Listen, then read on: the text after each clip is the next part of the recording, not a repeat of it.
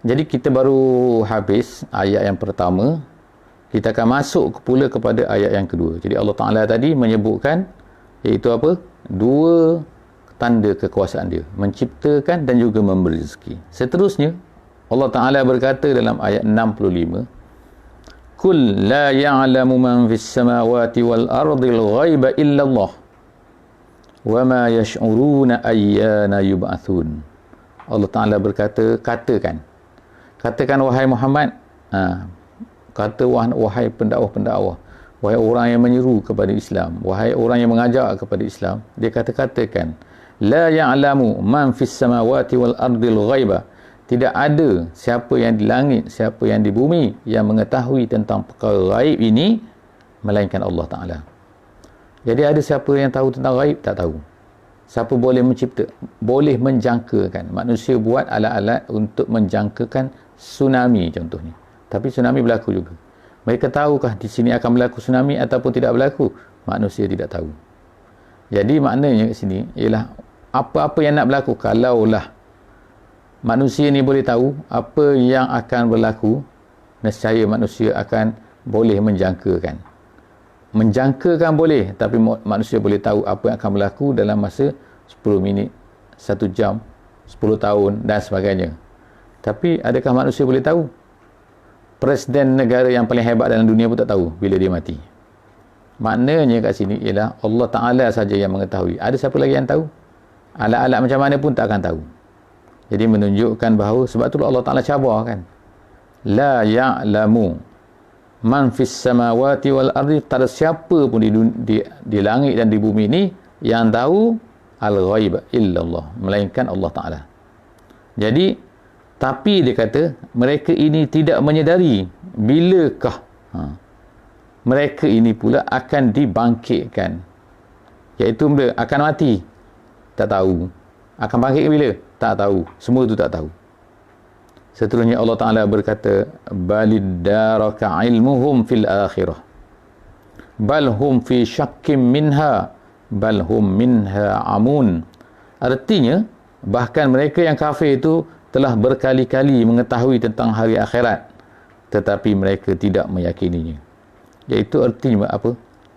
Allah Ta'ala ni kalau dalam dalam tafsiran dia kata bal bermakna hal. Adakah bal situ bermakna hal?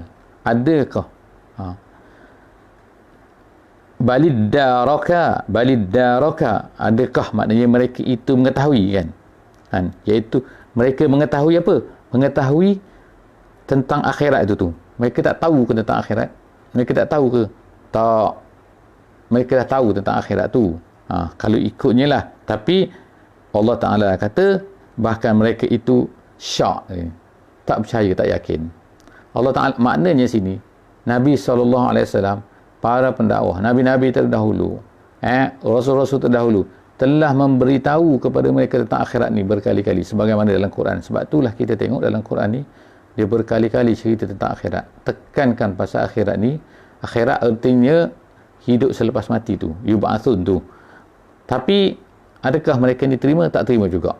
Jadi sebab tu Allah tekankan supaya apa? Kalau orang tu menerima akhirat ni, menerima bahawa rasa bahawa dia selepas daripada dia ni mati, akan dibangkitkan balik dan akan dikira dosa pahalanya, maka mereka mesti akan beriman dan mereka akan bersungguh-sungguh untuk buat kebaikan.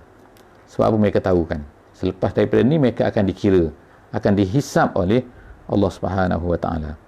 Tapi sebab ada syak itulah, tu masalahnya. Maknanya ilmu tu dah tahu kan, kalau ikutnya kan, dah tahu, dah diberitahu, maknanya information tu dah ada, tapi tak yakin. Jadi sebab tu balhum minha, Allah Ta'ala kata bahkan mereka amun tu ialah buta. Buta apa? Iaitu buta mata hati, bukan buta mata. Tapi bukan tak ada hati, bukan tak ada otak, bukan tak ada pemikiran. Mereka ni tahu, boleh berfikir kan, pergi sekolah, belajar, teknologi, semua tinggi. Tapi mereka tu amun. Tentang akhirat, apa yang diceritakan tu tak nampak. Ayat yang ke-67, wa qala allazina kafaru a idza kunna turaba wa abauna a inna la mukhrajun. Mereka kata pula kan, orang kafir tu Kata apa Allah Ta'ala ceritakan? Iaitu apa? Aiza kunna turaban. Adakah kami ni kalau dah jadi tanah dan juga datuk nenek kami dah jadi tanah, adakah semua ni inna la mukhrajun? Mukhrajun tu artinya dikeluarkan. Kharaja keluar, mukhrajun. Kalau mukhrijun, ri makna pengeluar. Kalau mukhrajun yang dikeluarkan. Jadi mereka ni bertanya kan, kami ni dah jadi tanah, dah jadi ni, semua nenek-nenek kami jadi tanah, kami tengok tak keluar-keluar pun. Jadi sebab itulah dia, itu antara benda yang mereka ni nak menunjukkan bahawa mereka tak percaya kepada kebangkitan semula. Jadi sebab apa? Sebab mereka tengok datuk nenek mereka pun tak dikeluarkan semula, maka bagaimanakah mereka akan rasai bahawa mereka ni akan dikeluarkan. Jadi sebab itulah mereka tengok pada benda, mereka tak percaya kepada benda yang diceritakan, tapi mereka hanya percaya kepada apa yang mereka tengok.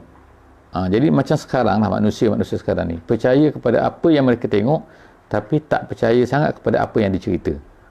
Yang menceritakan bukan orang biasa kan? Yang menceritakan itu ialah para nabi. Jadi para nabi ni menceritakan benda yang adalah betul, benda ghaib, benda yang kita tak nampak oleh mata. Jadi sebab itulah bagi kita kepercayaan kepada benda ghaib adalah salah satu daripada benda yang sangat penting.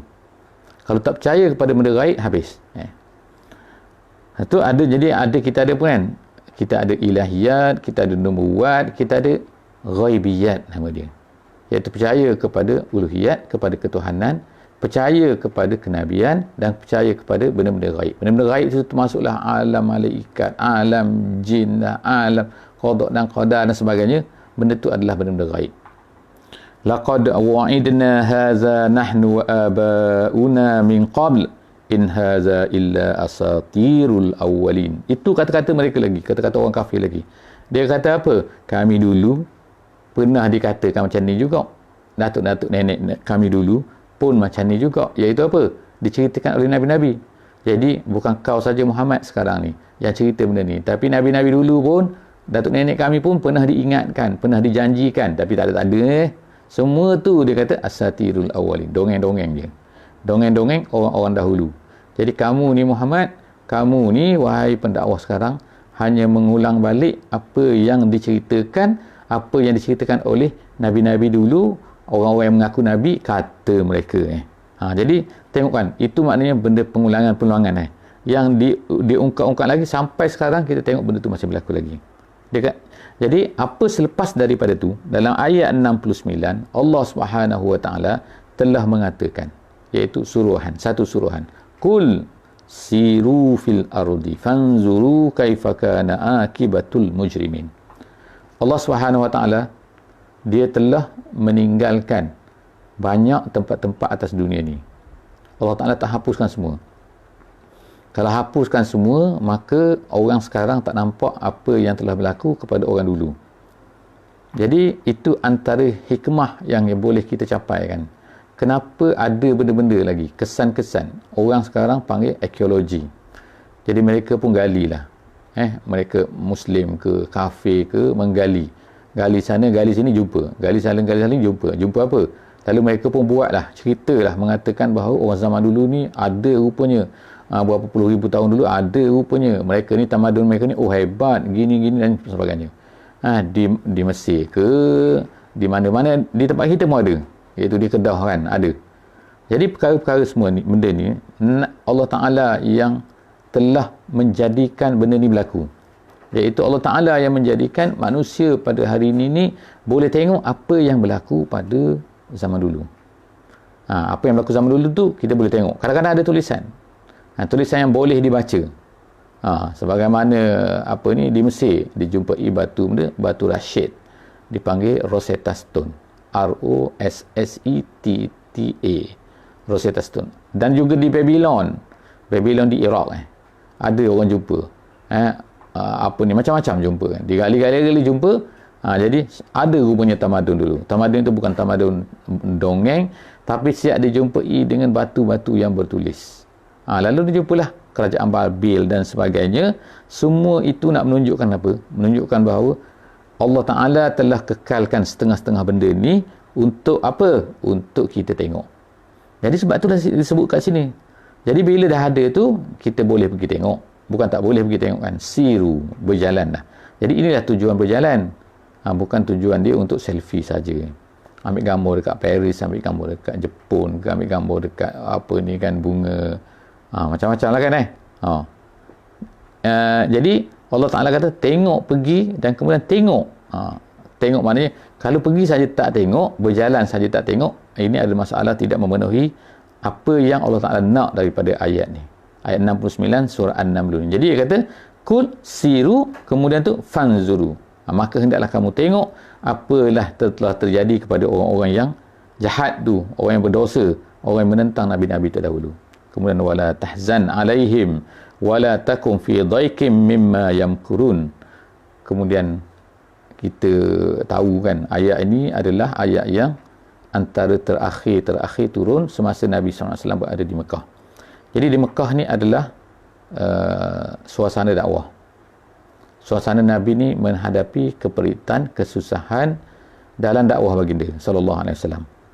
Jadi apa yang berlaku, nalurinya, fitrah manusia ni ialah dia ni akan sedih bila apa yang dia buat tak tercapai, bila dia nak tak tercapai, bila dia beri cerita kepada orang tak terima.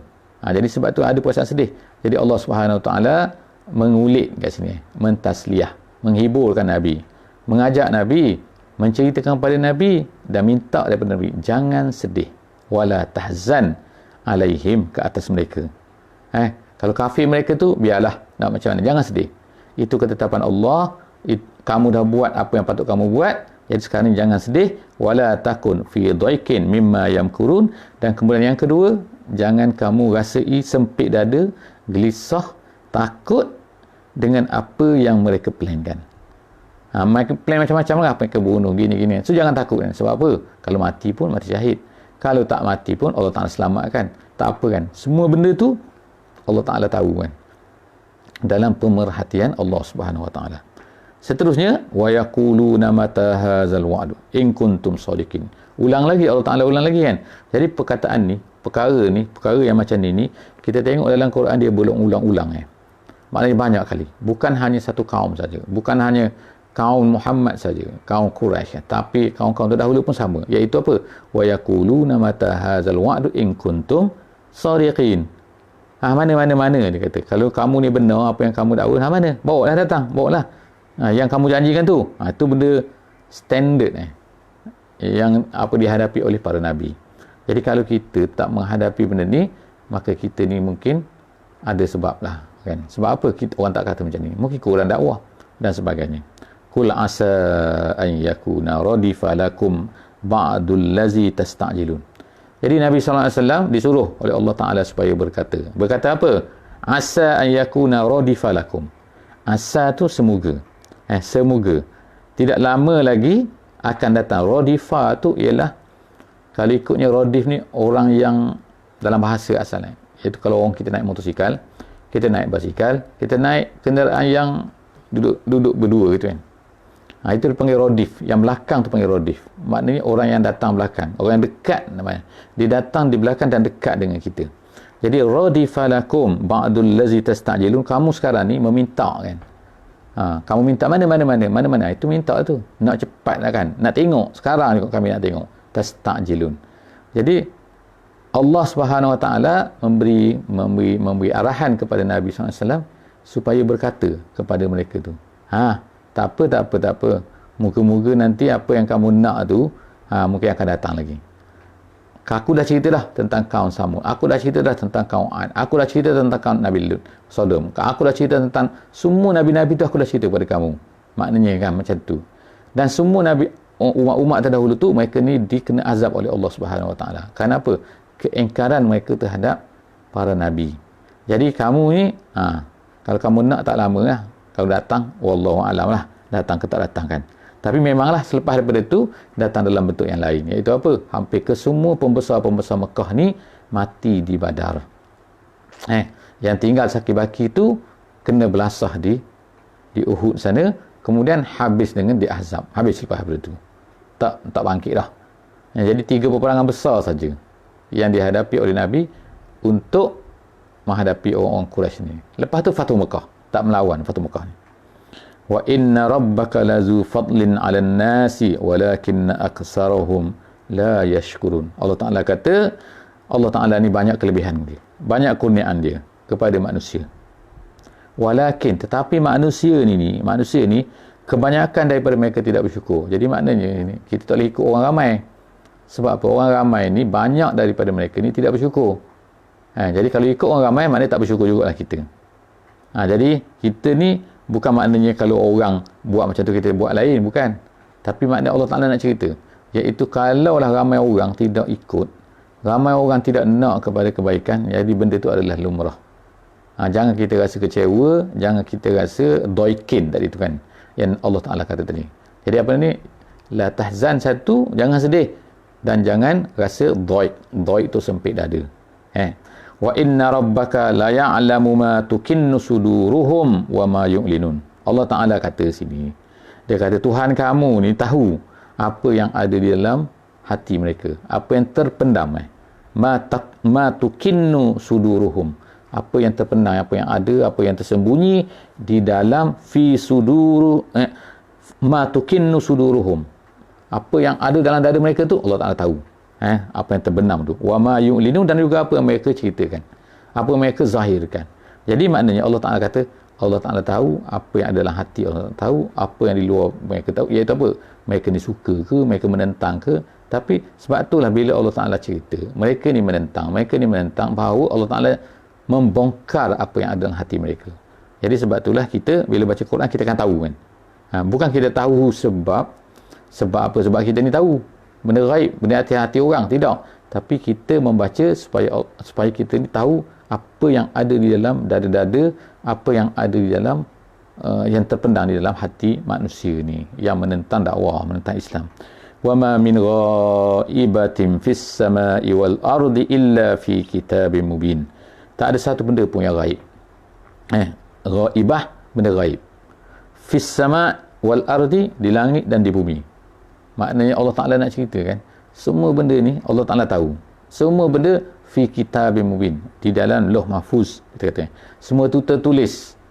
Semua tu dah siap tulis iaitu fi kitabim mubin. Kata tafsir jalan lain, bayyana huwa al-lauh mahfuz wa maknun ilmuhu indallahi ta'ala wa minhu ta'zibul kuffar. Di antaranya ialah. Jadi Allah Ta'ala kata Allah Ta'ala tahu semua benda tu yang telah tercatat, dan jangan risau wahai Muhammad, wahai pendakwah semua. Inna hadzal Qur'an yaqussu ala bani Israil aksarul ladzi hum fihi yakhtalifun. Sesungguhnya Al-Quran ini menceritakan kepada Bani Israel. Yaqussu ala Bani Israel. Quran ini menceritakan kepada Bani Israel perkara yang sebenar-benarnya akan berlaku mengenai kebanyakan hal agama yang mereka perselisihkan padanya. Maknanya kat sini ialah apa? Quran ini Allah Ta'ala telah ceritakan kepada Bani Israel. Bila? Bani Israel yang duduk di zaman Nabi SAW tu. Bani Israel pada masa tu ialah majoritinya tinggal di mana? Iaitu di Madinah Al-Munawwarah lah, di Yasrib pada masa tu. Tapi dia kata tapi apa Allah Ta'ala tu menceritakan apa? Aksarul ladzi hum fihi yakhtalifun, ay bi bayan ma zukira ala wajhi rafi' li ikhtilafi bainahum law khazu bihi wa aslamu. Kalau mereka tu beriman, kalau mereka tu ambil apa yang tu nescaya dia akan menjelaskan, menyelesaikan semua benda yang mereka. Jadi Bani Israel ni kan, dia banyak cerita macam-macam sekali.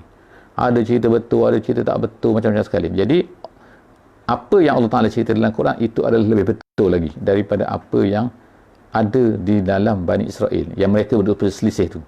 Yang mereka kata gini, macam-macam. Sebab itulah kalau benda-benda yang tak betul tentang cerita-cerita terdahulu ni biasanya datang daripada Bani Israel, dan kita panggil dia Israiliyat.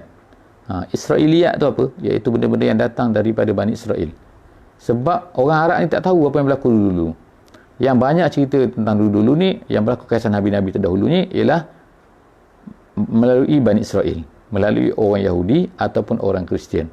Jadi mereka ni banyak cerita. Bila banyak cerita, Kadang-kadang cerita tu betul, kadang-kadang cerita tu tak betul. Banyak cerita, kadang-kadang buat cerita, kadang-kadang mereka ni ditipu. Jadi orang Islam ni ada yang mengambil cerita-cerita ni daripada mereka.